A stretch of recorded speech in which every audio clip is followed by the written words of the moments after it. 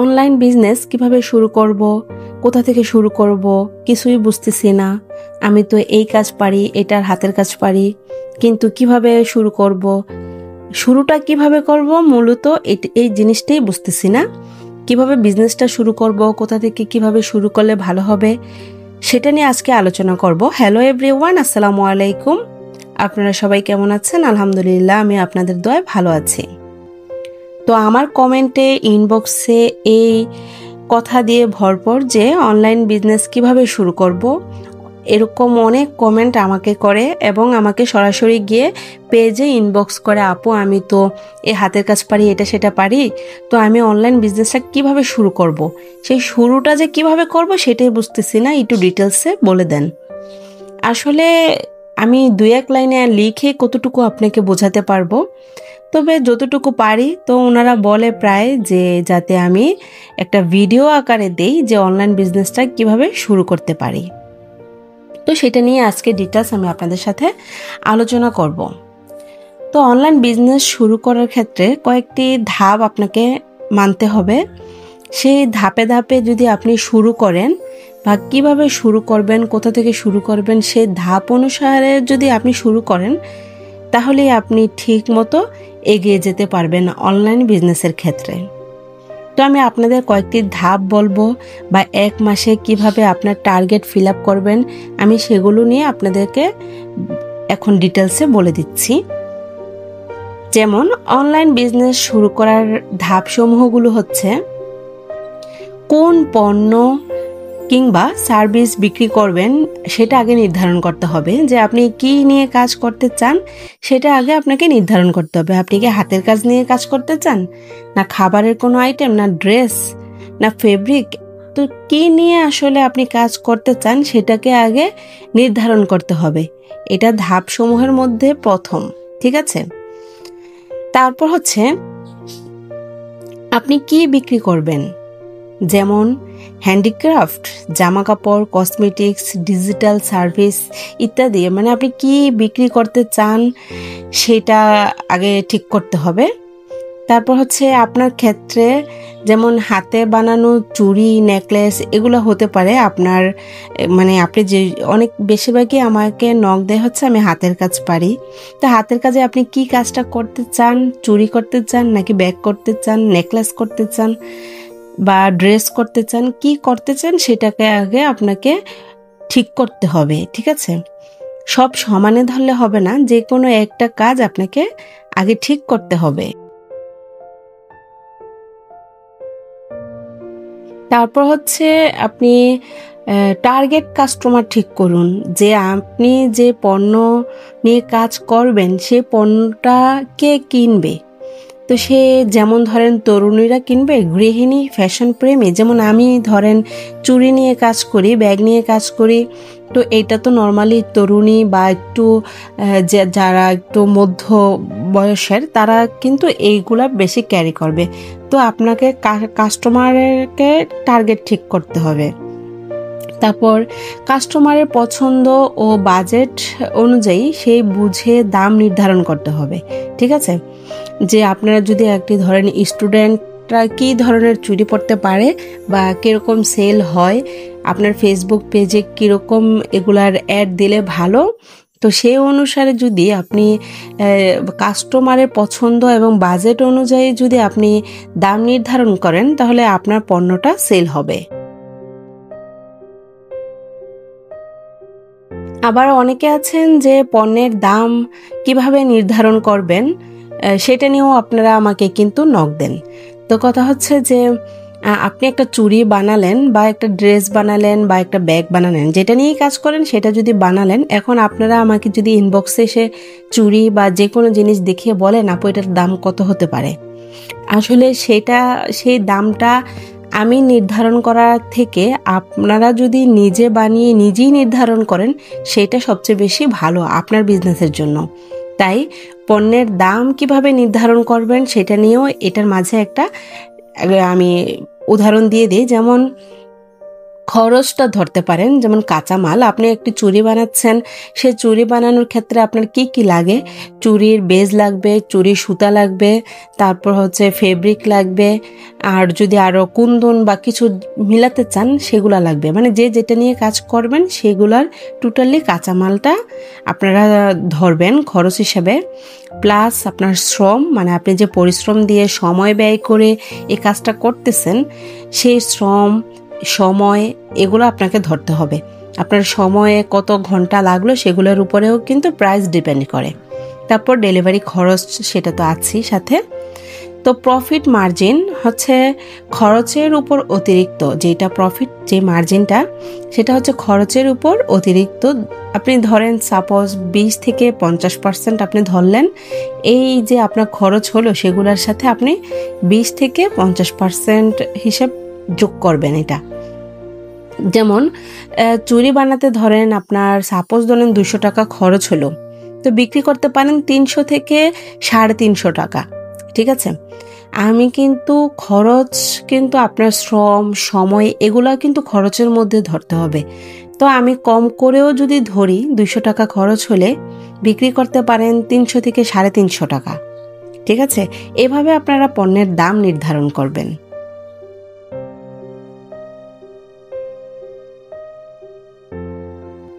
তারপর হচ্ছে online platform বেছে নেবেন। যেমন অনলাইন প্ল্যাটফর্মটা মানে হচ্ছে, আমি বোঝাতে চাচ্ছি আপনি ফেসবুক পেজ, গ্রুপ, মানে বাংলাদেশে যত সবচেয়ে জনপ্রিয় গ্রুপগুলো আছে সেখানে আপনি আপনার পণ্যটাকে পোস্ট দিতে পারেন। তারপর ইনস্টাগ্রাম আছে, যেমন ছবি ভিডিওর মাধ্যমে ফ্যাশন প্রোডাক্ট বিক্রির জন্য ভালো ইনস্টাগ্রামটা। সেখানে আপনার পণ্যটাকে একটা ইনস্টাগ্রাম আপনি অ্যাকাউন্ট খুলে নিলেন, সেখানে আপনি আপনার পণ্যের ছবি ভিডিও এগুলো আপনি ইনস্টাগ্রামে দিতে পারেন, ফেসবুক পেজে দিতে পারেন, গ্রুপে দিতে পারেন, ইনস্টাগ্রামে দিতে পারেন। তারপর আরেকটা আছে জনপ্রিয় টিকটক, ভিডিও মার্কেটিংয়ের জন্য দারুণ কাজ করে। ঠিক আছে, আপনি আপনার পণ্যটাকে সুন্দর ভিডিও করে সেই টিকটকে আপনি দিয়ে দিলেন, কারণ টিকটকে এখনকার যুগের ছেলেমেয়েরা বেশিরভাগই টিকটকে হচ্ছে অ্যাক্টিভ থাকে। তো আপনি যদি সেখানে আপনার পণ্যটা, আপনার কাজটাকে টিকটকে দিয়ে দেন, সেটা কিন্তু মার্কেটিংয়ের জন্য দারুণ একটা কাজ করবে। আমি মনে করি ই কমার্স সাইটটাকেও আপনি কাজে লাগাতে পারেন। বড় একটি পরিসরে বিক্রির জন্য ই কমার্স সাইটটা আপনি কাজে লাগাতে পারেন।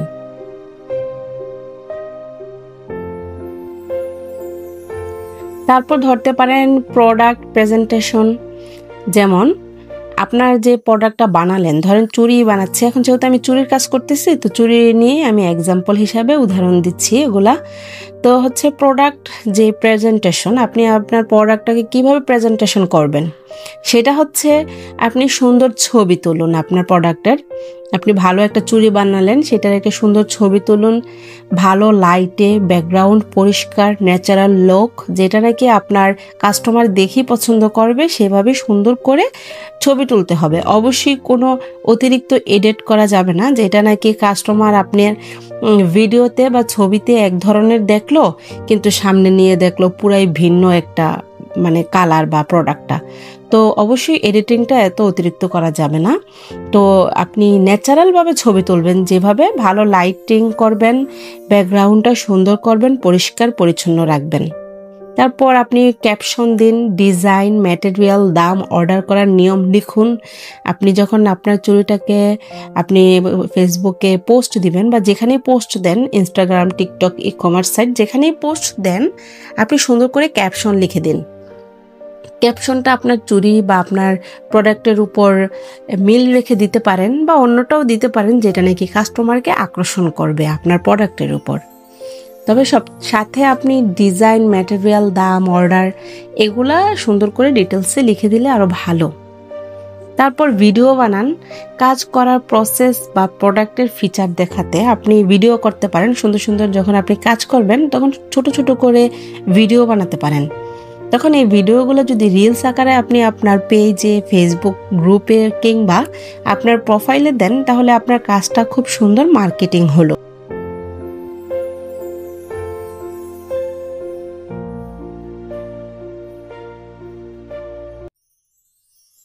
এই যে অনেকেই আবার আমাকে এই প্রশ্নটাও করে থাকেন যে বিজনেস কিভাবে শুরু করব, আর সব থেকে বেশি চিন্তায় ভোগেন হচ্ছে ডেলিভারি কিভাবে করব।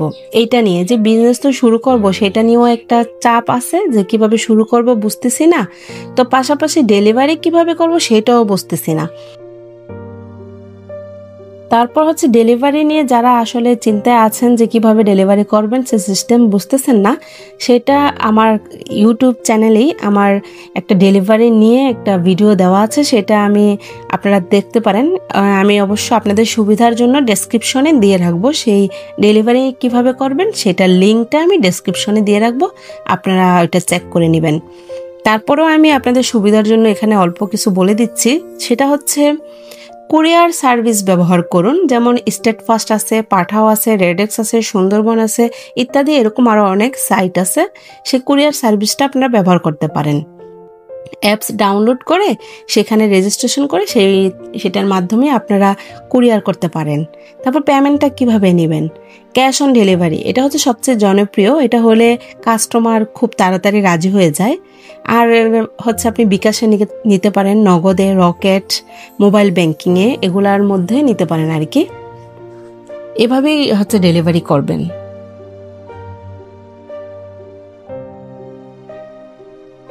মার্কেটিং ও গ্রোথ, তো প্রতিদিন নিয়মিত পোস্ট দিবেন, কাস্টমারদের সাথে ভালোভাবে কথা বলবেন, বিশ্বাস তৈরি করবেন।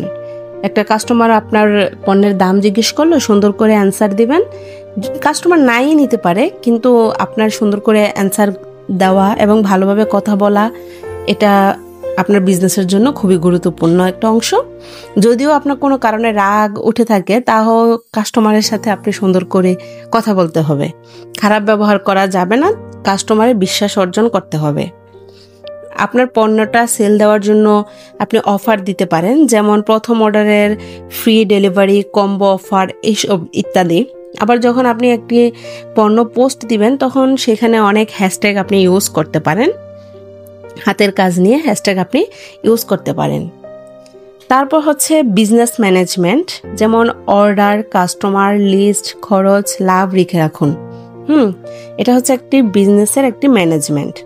আপনার কতটা অর্ডার আসলো, কাস্টমার লিস্ট, খরচ, কতটুকু খরচ গেল, বা এটা সেল করে আপনার মাসে সপ্তাহে কতটা লাভ হলো, সেটার একটি সুন্দর করে লিখে রাখতে পারেন।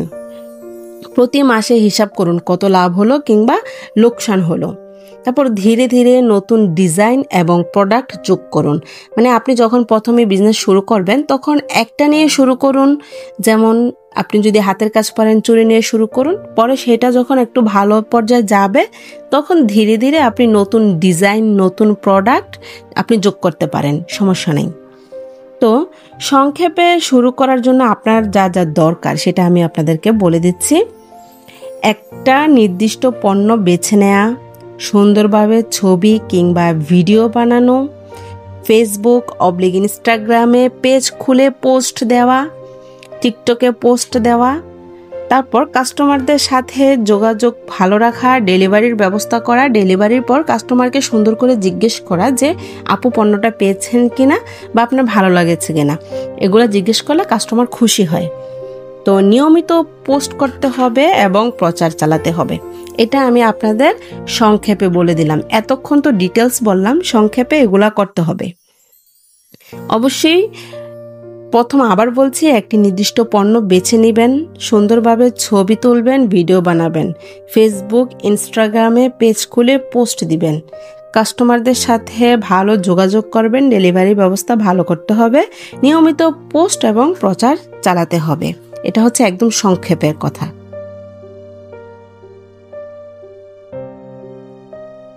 তো আপনাদের সুবিধার জন্য আমি আপনাদের একটি যে 1 মাসে কিভাবে পোস্ট করবেন, কিভাবে কাস্টমার আনবেন আপনার পেজে, সেটা আমি আপনাদের একটি সুন্দর ডিটেলসে বলে দিচ্ছি 1 মাসের কি করতে পারেন আপনারা। ঠিক আছে? তো যেমন ধরেন 30 দিনের অনলাইন একটি বিজনেস প্ল্যান, ঠিক আছে?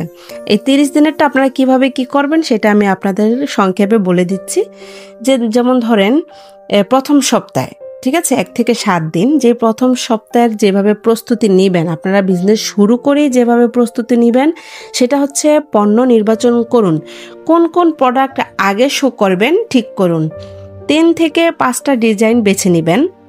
তারপর ছবি তুলবেন, ন্যাচারাল আলোতে ক্লিয়ার ছবি তুলুন এবং একই প্রোডাক্টের 2-3টা অ্যাঙ্গেল থেকে ছবি তুলবেন। ঠিক আছে, একটা প্রোডাক্টের 2-3টা অ্যাঙ্গেল থেকে ছবি তুলবেন যাতে কাস্টমার আপনার প্রোডাক্টটা দেখে পছন্দ করে, ভালো বোঝে।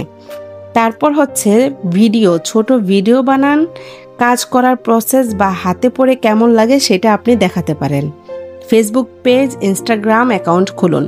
পেজে প্রোফাইল পিকচার এবং আপনার লোগো এবং পণ্য কভার ফটোতে, বায়োতে আপনি সুন্দর করে লিখে দিন। হ্যান্ডমেড, ব্যাঙ্গলস, ব্যাগস, নেকলেস ইত্যাদি এগুলো সাজিয়ে সুন্দর করে লিখিয়ে দিতে পারেন। ঠিক আছে, এটা হচ্ছে 1 থেকে 7, মানে হচ্ছে প্রথম সপ্তাহে আপনি এই কাজটা করতে পারেন। আর দ্বিতীয় সপ্তাহ হচ্ছে প্রতিদিন অন্তত 1 থেকে 2টা পোস্ট দিন।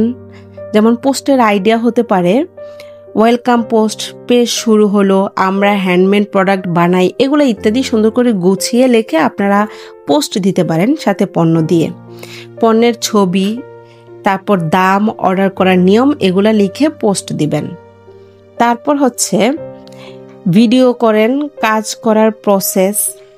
তারপর হচ্ছে গিয়ে কাস্টমারদের আকর্ষণ করার জন্য পোস্ট, ছোট ক্যাপশন, হ্যাশট্যাগ ইত্যাদি এগুলা ব্যবহার করতে পারেন। এটা হচ্ছে দ্বিতীয় সপ্তাহে আপনারা ব্যবহার করতে পারেন। বা বন্ধু পরিবারকে পেজ শেয়ার করতে বলতে পারেন। প্রথম 10 জন কাস্টমারের জন্য ছোট ডিসকাউন্ট অফার দিতে পারেন এভাবে। আর তৃতীয় সপ্তাহ হচ্ছে, এটা তো এতক্ষণ তো প্রথম সপ্তাহ, আর দ্বিতীয় সপ্তাহ কি বলবেন বা কি করবেন সেটার একটা ধারণা। তৃতীয় সপ্তাহ হচ্ছে কাস্টমার সংগ্রহ করতে হবে, মানে 15 থেকে 21 দিনের যে সময়টা কাস্টমার সংগ্রহ করুন। ফেসবুক গ্রুপে পোস্ট দিন। তারপর হচ্ছে ইনবক্স, কমেন্টে আসা কাস্টমারদের সাথে সুন্দরভাবে কথা বলুন, আলোচনা করুন। তারপর অফার দিতে পারেন, যেমন 2 জোড়া চুড়ি কিনলে ডেলিভারি ফ্রি, বা এত টাকা জিনিসপত্র কিনলে একটা গিফট, এরকম আপনি একটি অফার দিতে পারেন। কুরিয়ার সার্ভিসে একটি অ্যাকাউন্ট খুলে নিন। স্টেট ফাস্ট হতে পারে, রেডেক্স হতে পারে, পাঠাও হতে পারে, যে কোনো একটাতে যেটা আপনার ভালো লাগে সেখানে আপনি কুরিয়ার সার্ভিসে অ্যাকাউন্ট খুলে নেবেন। চতুর্থ সপ্তাহ সেটা করতে পারেন কাস্টমারদের থেকে ছবি, রিভিউ পেজে পোস্ট করুন। নিয়ে তারা ব্যবহার করার পর ছবি চাইতে পারেন, সেই ছবিগুলো নিয়ে আপনি আপনার পেজে পোস্ট করতে পারেন। তারপর নতুন ডিজাইনের স্নেক পিক দিন, আধা ছবি, কামিং সুন লিখে দিন। এরকম নতুন নতুন ডিজাইনের যে আপনি করতেছেন এরকম কামিং সুন লিখে দিতে পারেন। তারপর ছোট ভিডিও বানান, রিলস, শর্টস এগুলা বেশি করে যদি বানিয়ে পোস্ট দেন, এগুলো তাহলে হচ্ছে বেশি ভিউ আনে।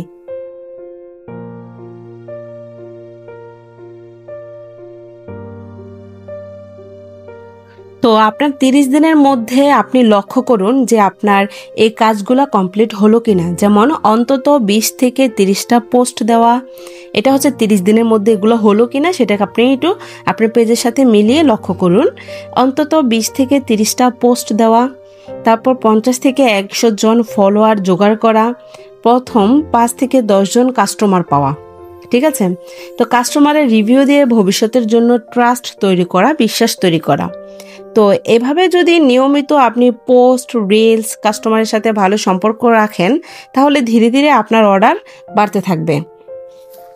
তো আশা করি যারা আমাকে এতদিন জিজ্ঞেস করছিলেন যে আপু কিভাবে বিজনেস শুরু করব, শুরুটাই কিভাবে করব বুঝতেছেন না, সেটা এখন আমার এই ভিডিওটা দেখলে ক্লিয়ার হয়ে যাবে ইনশাল্লাহ। তারপরেও যদি কোনো দিক দিয়ে যদি বুঝতে না পারেন, সেটা তো কমেন্ট অপশন আছে, সেখানে কমেন্ট করবেন যে কোন দিক দিয়ে বুঝতে পারতেছেন না, সেটা আমাকে জিজ্ঞেস করলে আমি ইনশাল্লাহ সময় করে রিপ্লাই করে দিব। তো আমার ভিডিওটি কেমন লাগলো জানাবেন। যদি ভিডিওটি ভালো লেগে থাকে বা আপনাদের সামান্য উপকারে আসে, তাহলে আমার চ্যানেলটিকে সাবস্ক্রাইব করে দিবেন, লাইক করে দিবেন, শেয়ার করে দিবেন। তা আমার জন্য দোয়া করবেন, ভালো থাকবেন। আল্লাহ হাফেজ।